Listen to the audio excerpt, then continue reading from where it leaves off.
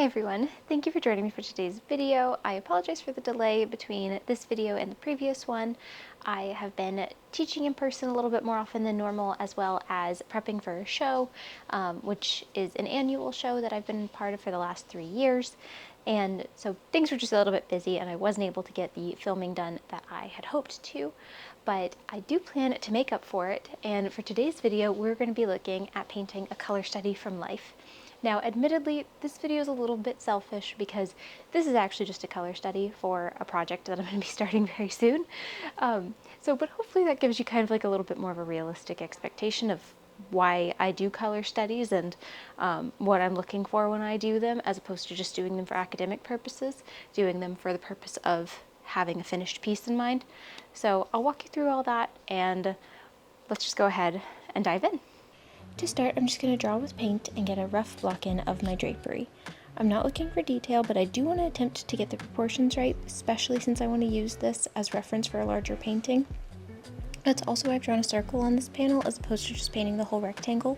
For the final painting, I have a tondo panel that I'm really interested in using, and doing a little tondo for the color study helps me decide if I like the composition enough to commit to a larger painting. I did another color study a while back before starting a larger project, and after completing it, I realized that my planned composition just wasn't interesting enough for me to commit to a full painting. I think the color studies are really wonderful for that, because if you don't like something in small scale, the chances are you won't like it when you go to scale it up either.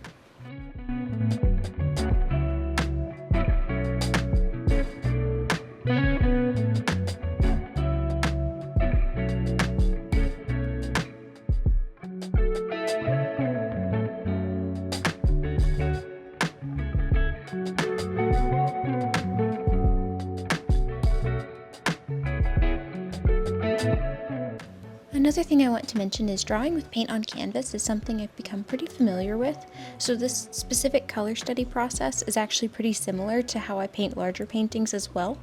This is just a much more abbreviated and rapid version, but I'll explain that more as we go on.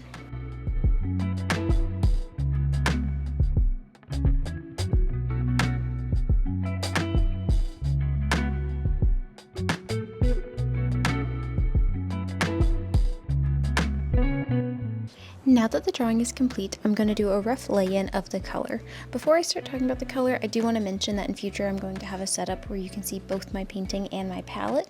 But for today, my color mixtures are pretty simple, so I'm going to insert a clip of my palette at the end of the video so you can see what my mixtures looked like, and I'll talk about it with y'all. Now back to the color study. If you're all familiar with oil paint and standard colors for a palette, you probably know that I'm primarily using alizarin since it's the closest pigment to the drapery. For color studies, I do like to get a transparent layer down of what is approximately the right color so that I can cover the white of the canvas and start making more accurate judgments. Alizarin works quite well for this because it's very transparent paint, but you'll see in the later stages of this color study, I'm going to be fighting to get the paint opaque enough.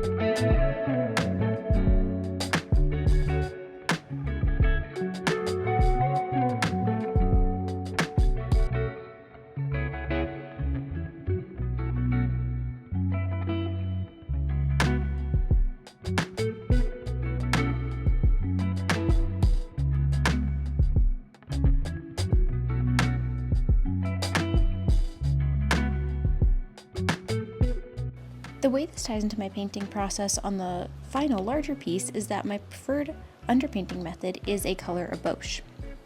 I will use other underpainting methods from time to time, but the most frequent has definitely become the color embauche, which is just a transparent, washy looking depiction of the subject.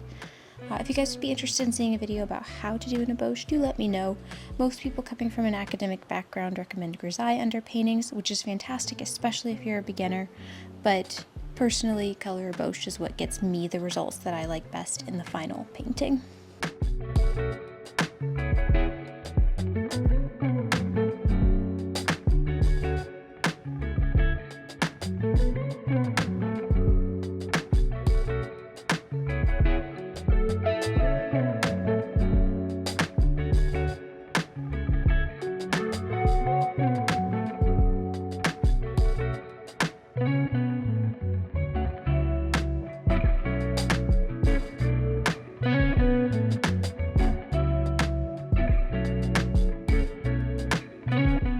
Another quick note about my personal thoughts on color studies as I fix this annoying little mark over here. While I'm working on a color study, I mix every note as I go to paint it. So I don't have any premixtures to pull from. I'm just constantly looking at my subject, brush mixing on my palette, and putting that note down on the study.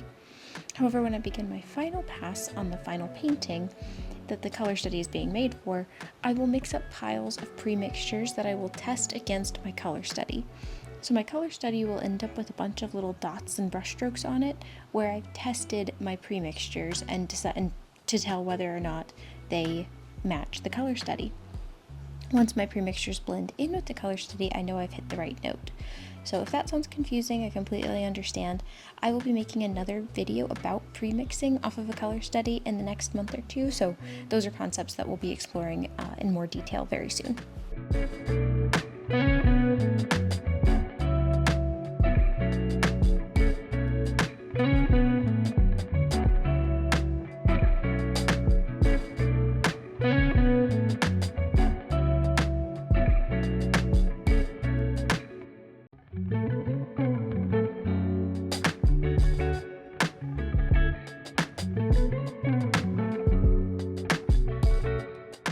Now that the fabric and background is covered in a semi-transparent layer, I'm going to go section by section to get the colors more accurate and more nuanced.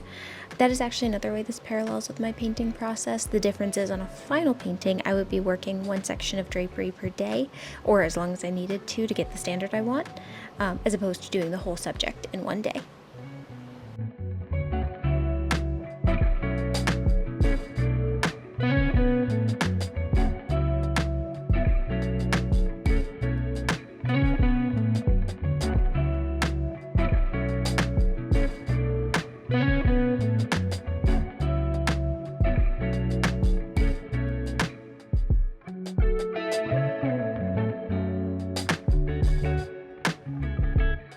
This is where I really wish I would have had another more opaque red pigment to work with, and for the final painting I might try to get my hands on alizarin claret instead of alizarin crimson.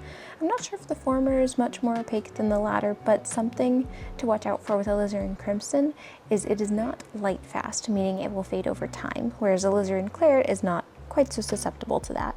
This is just something I want to mention in case anybody's using this as personal reference. I don't want to lead anyone astray and for us to all have our paintings fading within a matter of years.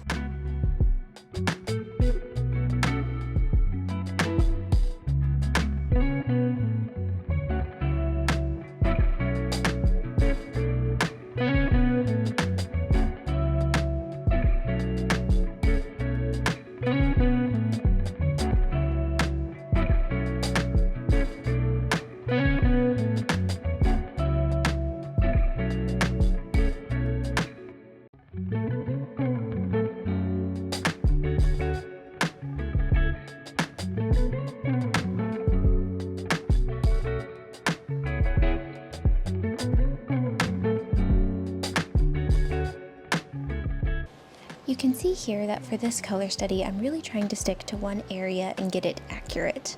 When I'm working on a color study for a final painting, I find that I end up making more of a tiny painting instead of a true color study. I think that's mainly because I really want to get a feeling for what the big painting will be like, and if it's just a bunch of color blotches, then it will have the character of the color, but not the texture or the composition that I want for the final painting. I think that's also why it's important to do master copies like I showed in the last video to actually learn color mixing, as well as setting up little still lives that are just for color study purposes, because it's easier to learn color if you're not also trying to make a nice looking little painting out of it. On the flip side, though, if you're doing a study in preparation for a larger work, I think it's worth putting in the extra effort to make it a truly useful study for your final piece in ways that go beyond just studying the color.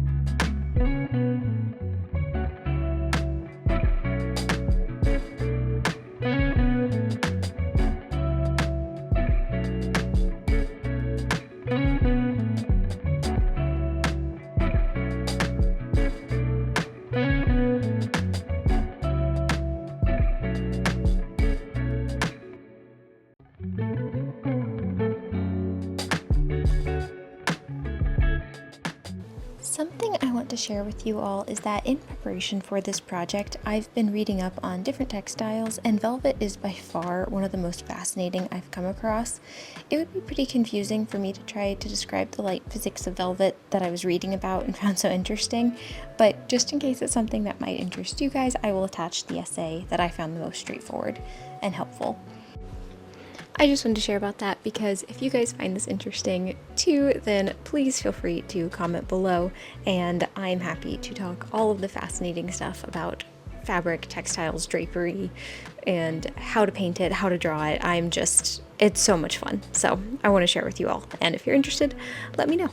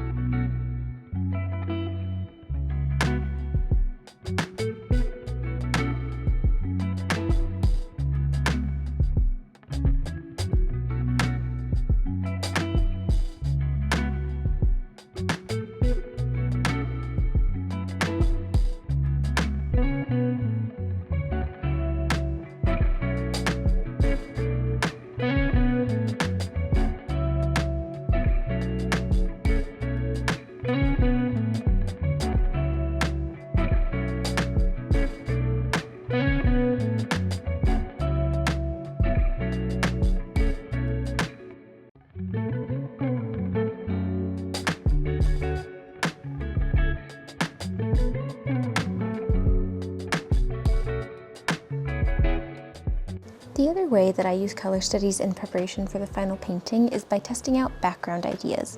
So just looking at my wall that the drapery is pinned to, I don't see a crazy gradation of color, but I know that in the final version I would love to have some subtle gradation of value and hue to add interest to the wall. So that's another thing that I'm going to test out in this low pressure space of my color study as opposed to on the final painting.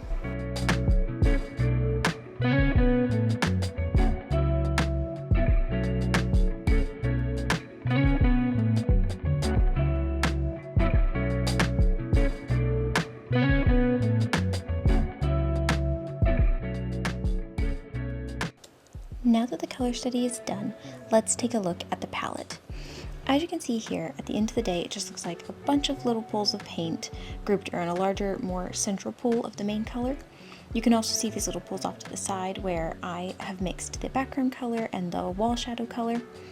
For the drapery, I mainly used alizarin crimson, magenta, cad red light in the more orangey areas, and ultramarine blue in the violet areas and the shadow areas.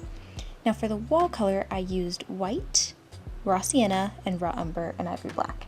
I also used that for the shadows, so raw umber, raw sienna, a little bit white, but not as much as for the wall color. But that should cover just about everything. I hope that video was useful for you all. If you are interested in seeing more of this kind of thing, I do plan to be releasing tutorial videos once a month and book review videos once a month. So if you're interested, go ahead and stick around and subscribe, and I'll see you next time.